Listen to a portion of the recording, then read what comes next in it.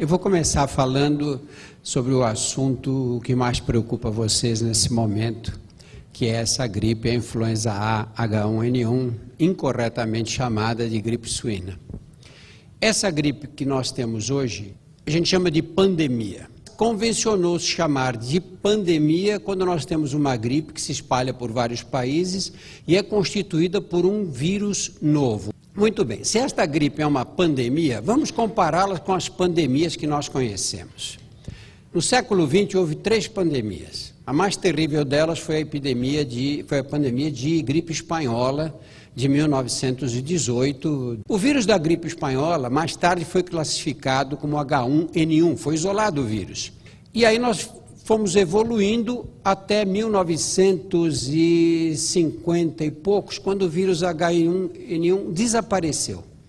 E aí, em 1958, surgiu um novo mutante, o H3N2, que foi o vírus responsável pela epidemia de gripe asiática, que matou 1,5 milhão de pessoas, mais ou menos. Aí, em 1968, surgiu a gripe Hong Kong, formada por um outro vírus diferente do H1N1 ainda. Foram as 3 pandemias que nós tivemos no século XX. A gripe espanhola, a gripe asiática e a gripe Hong Kong. E o mais importante de tudo, todas essas pandemias foram precedidas por uma onda mais benigna do mesmo vírus. Uma onda de gripe mais benigna do mesmo vírus. Esse eu acho que é o ponto crucial, talvez o ponto mais importante de todos. Agora, aconteceu o quê? Aconteceu o aparecimento de alguns casos no México que chamaram a atenção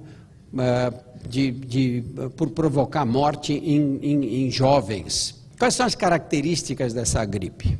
É uma gripe benigna, bastante benigna, parece que com uma mortalidade menor do que as gripes sazonais. O único risco que eu vejo nessa gripe, o risco mais sério que eu vejo, é se essa gripe vai se comportar como as 3 pandemias do século passado.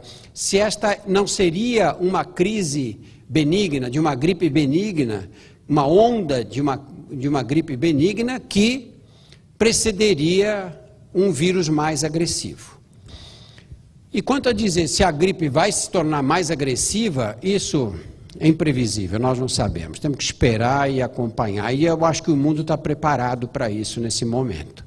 O mundo está bem preparado para diagnosticar e para avaliar e para detectar os primeiros casos com as variações que poderão acontecer no vírus.